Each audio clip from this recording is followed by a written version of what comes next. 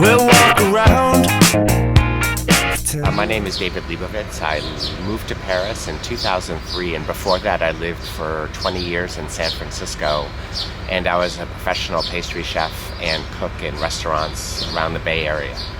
Well, I started my blog in 1999 before people knew what a blog was really, and I was just uploading information and stories and recipes on it all the time.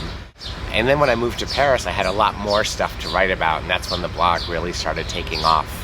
Because Paris is such a great city and it's so full of material and information and great food and chocolate and people.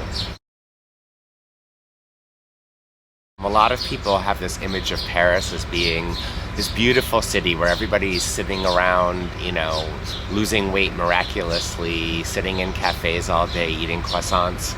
And that is part of Paris, but there's another part of Paris. There's the markets, there's the funky neighborhoods, there's the goofy habits, there's fighting with your cable company, which is probably the worst thing in the world. A friend of mine said, you live in Paris, you deserve to stay here when you've changed your cable company. They're dealing with the bank, and that stuff is kind of funny too. You have to just look at it and laugh because of the absurdities of it all.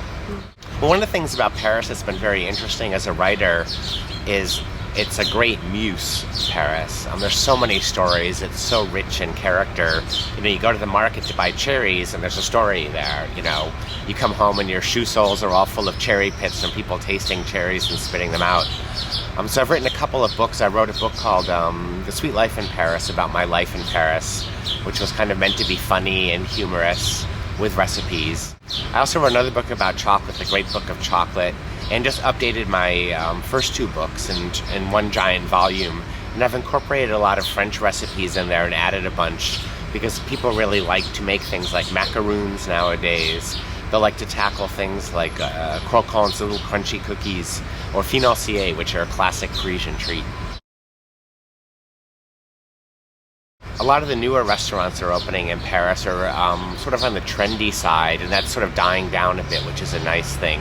I love Le Severo, which has great steak frite. It's owned by an ex-butcher, so the steak is really, really good. I'm a big fan of Breizh Cafe, which does true buckwheat galettes, which are the Breton version of a crepe made with buckwheat flour. So I like the plain ham and cheese with an egg on top.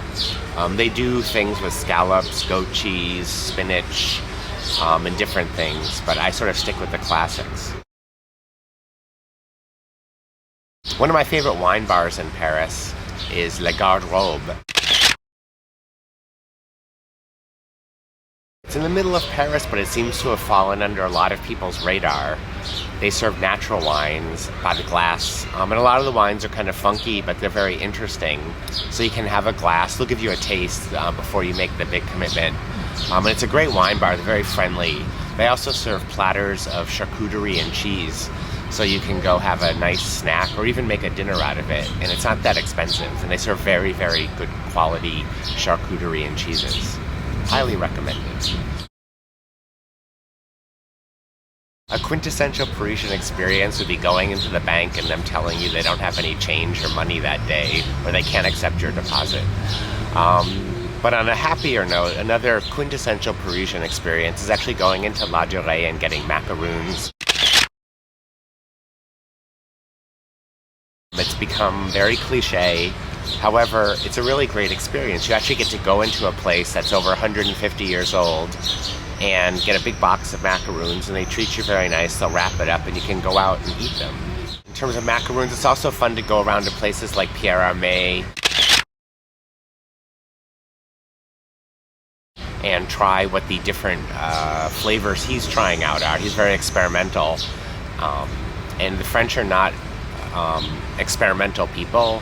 They tend to be very classical, and so he works within those boundaries of classicism, but often adds a very interesting twist like white truffles or some sort of apricot pistachio paste to his macaroons. They're really interesting. Well, one of my favorite places to go is à la Toile d'Or. which is up in the 9th, and it's a candy shop owned by Denise Akabo. And I don't know how long she's had it, but you walk in there and she's got these pigtails.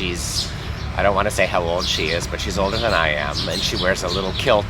And she has the most wonderful collection of candies and chocolates.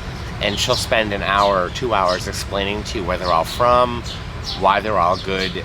And you'll walk out of there and you'll probably have spent more than you thought was prudent, and then you'll go home and taste the stuff and you realize, oh my God, she was right. It's a great experience, and it's one of my favorite things to do in Paris. But if you go, you have to give yourself plenty of time, because once you step in there, you don't want to leave.